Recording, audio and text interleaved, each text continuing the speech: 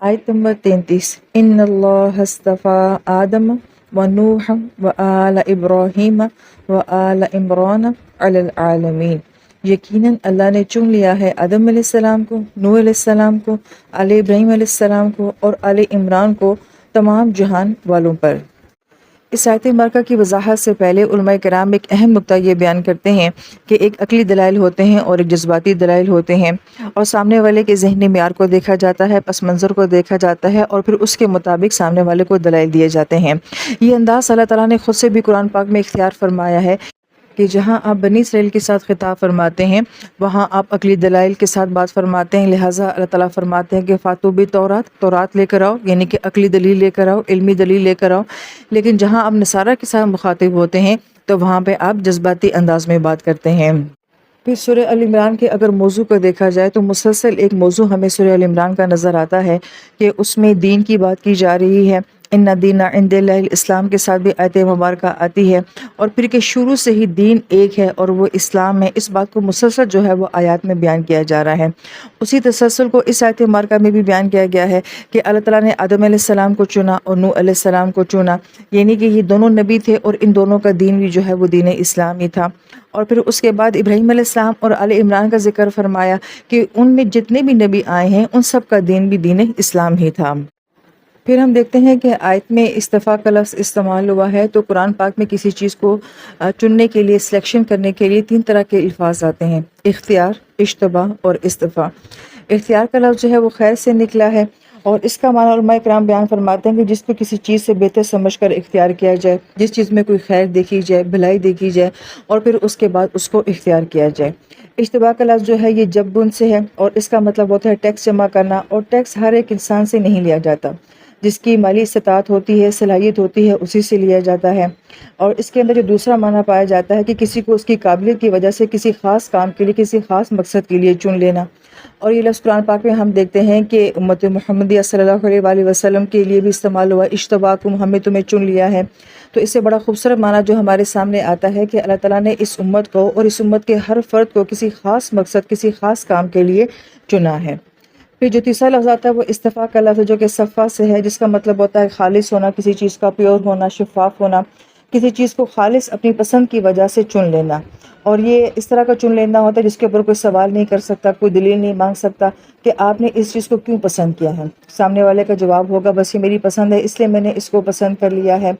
پھر علماء کرام یہ فرماتے ہیں کہ اختیار اور اشتباہ کا معاملہ تو اکثر ہوگا کہ ہم جس چیز کو بہتر سمجھیں گے یا جس چیز کے اندر کوئی قابلیت اور صلاحیت دیکھیں گے تو ہم اس کو یا تو اختیار کر لیں گے یا پھر اشتباہ کر لیں گے۔ لیکن جو استفاء کا معاملہ ہوتا ہے یہ اکثریت کے ساتھ نہیں ہوتا، اس لیے کہ ہمیں اکثر چیزوں سے محبت نہیں ہوتی، اکثر چیزیں جو ہوتی ہیں وہ ہماری چوائس نہیں ہوتی ہیں، لہٰذا یہ سلیکٹڈ معاملات میں ہو سکتا ہے، سلیکٹڈ چیزوں میں ہی ہو سکتا ہے۔ پھر لفظ استفاء سے ایک اور معاملہ جو بیان کیا جاتا ہے وہ یہ کہ استفاء کا مطلب ہوتا ہے کسی چیز کو چن لینا، لیکن جب ہم کسی چیز کو چنتے ہیں تو بہت ساری چیزوں میں سے کسی ایک چیز کو جو ہے وہ چنا جاتا ہے، سلیکٹ کیا جاتا ہے۔ اب یہ لفظ آدم علیہ السلام کے لیے آ رہا ہے، تو آدم علیہ السلام تو پہلے انسان ہیں، پہلی تخلیق ہیں، تو پھر ان کو کس سے جو ہے وہ چنا گیا ہے؟ تو اس کے جو ہے مختلف جواب دیے گئے ہیں۔ ایک جواب یہ دیا گیا ہے کہ آپ کو جنات اور فرشتوں سے الگ چنا گیا تھا۔ دوسرا جواب یہ دیا گیا ہے کہ تمام روحوں کو تخلیق کیا گیا اور جو روح سب سے زیادہ اللہ تعالیٰ کو پسند آئی آپ نے اس کو آدم علیہ السلام کے لیے چن لیا اور آدم علیہ السلام کے وجود میں ڈال دیا۔ تیسرا یہ معنی بیان کیا جاتا ہے کہ آدم علیہ السلام کو دنیا میں خاص قسم کے مقام پر اتارا گیا تھا اور ان کو کچھ کلمات جو ہیں وہ سکھائے گئے تھے، جن کلمات کے ذریعے آپ نے معافی مانگی تھی، تو گویا کہ ان الفاظ کے لیے، اس وحی کے لیے آدم علیہ السلام کو چنا گیا۔ اور یہاں پہ بعض لوگوں کی رائے یہ بھی ہے کہ چننے سے مراد یہ ہے کہ آدم علیہ السلام کے وقت میں اور بہت ساری مخلوقات بھی موجود تھیں، اور ان تمام مخلوقات میں سے آدم علیہ السلام کو جو ہے وہ خاص طور پہ انسان بننے کے لیے چنا گیا ہے۔ واللہ عالم، اس کے بارے میں نہ کچھ حتمی طور پہ کہا جا سکتا یہ غلط ہے یا صحیح ہے، بہرحال یہ ایک رائے بھی علمی طبقے میں پائی جاتی ہے۔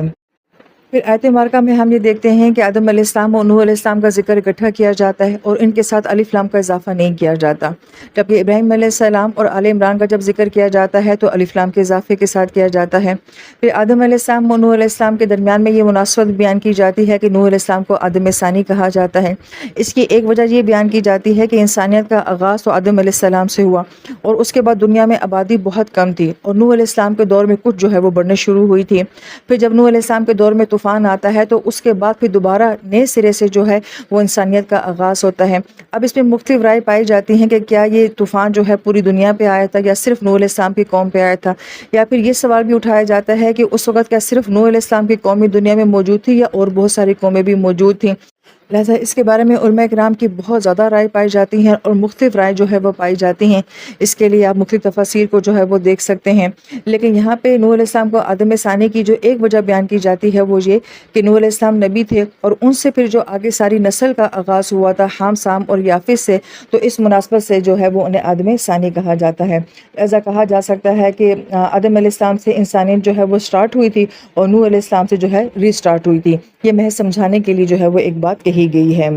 پھر یہاں پہ ایک اور بات کو جو بیان کیا جاتا ہے وہ یہ کہ دنیا میں ہم دیکھتے ہیں کہ کتنی ہی نسلیں، کتنی ہی قومیں آباد ہیں، کتنے جزیرے جو ہیں آباد ہیں، اور ان کے بارے میں ہمارے ذہن میں یہ خیال آتا ہے کہ کیا ان کے پاس کوئی نبی نہیں آیا، ان کے پاس کوئی خیر کی دعوت دے کے نہیں آیا؟ تو علماء کرام یہ فرماتے ہیں کہ قرآن یہ کہتا ہے کہ اللہ تعالیٰ نے ہر قوم کے پاس کوئی نہ کوئی ہادی جو ہے وہ ضرور بھیجا ہوگا۔ لہٰذا ہو سکتا ہے کہ ہم نہیں جانتے، لیکن نہ جانے ان نسلوں میں، ان قوموں میں، ان جزیروں میں کتنے نبی آئے ہوں جو انہیں دعوت دینے کے لیے آئے ہوں۔ لیکن بالخصوص قرآن میں جن نبیوں کا ذکر کیا گیا ہے اس کی وجہ یہ ہے کہ یہ وہ نبی تھے کہ جن کی نسلوں سے اللہ تعالیٰ نے نبیوں کے سلسلے جو ہیں وہ جاری کیے تھے، تو اس لیے بالخصوص جو ہے وہ ان کا ذکر کیا گیا۔ لہٰذا اس میں پہلے نمبر پہ تو آدم علیہ السلام آتے ہیں اور پھر اس کے بعد نوح علیہ السلام آتے ہیں، کیونکہ انہی سے جو ہے وہ آگے نسل انسانی کا آغاز ہوا تھا۔ اور پھر اس کے بعد جب ابراہیم علیہ السلام کا ذکر آتا ہے تو ہم یہ دیکھتے ہیں کہ ابراہیم علیہ السلام کے بعد ان کی اولاد میں جتنے بھی نبی آتے ہیں وہ سب کے سب ابراہیم علیہ السلام کی اولاد میں ہی آتے ہیں۔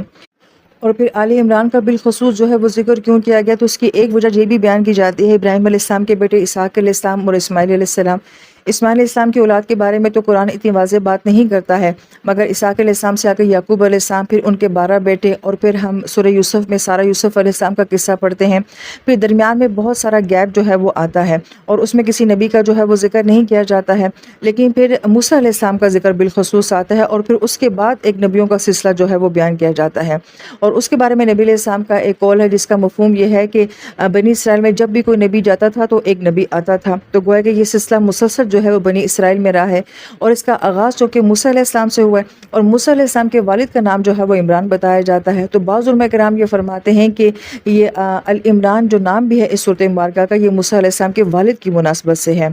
جبکہ دوسری رائے علماء کرام میں یہ پائی جاتی ہے کہ عمران نام جو ہے یہ عیسیٰ علیہ السلام کے نانا کا نام ہے، یعنی کہ مریم علیہ السلام کے والد کا نام ہے۔ تو گویا کہ ان کی مناسبت سے، کیونکہ آنے والی آیات بھی جو ہیں وہ اب مریم علیہ السلام کی ولادت کے بارے میں ہو جائیں گی، تو گویا کہ ایک مناسبت نظر آتی ہے کہ یہ معاملہ جو عمران کا بیان کیا جا رہا ہے یہ عیسیٰ علیہ السلام کے نانا کے بارے میں بات کی جا رہی ہے۔ بہرحال یہ دونوں رائے جو ہیں وہ علمی حلقے میں پائی جاتی ہیں۔ پھر آیت مبارکہ کے آخر میں عالمین کا ذکر ہے، اور عالم جو ہے وہ ذوی العقول کے لیے بولا جاتا ہے، جن کے اندر عقل ہوتی ہے، شعور ہوتا ہے، جس میں انسان، جن اور فرشتے شامل ہیں۔ تو اس مناسبت سے گویا کہ آیت مبارکہ کا مفہوم یہ بنتا ہے کہ ان تمام نبیوں کو باقی تمام قوموں کے اوپر اور نسلوں کے اوپر خاص طور پہ جو ہے وہ چن لیا گیا تھا۔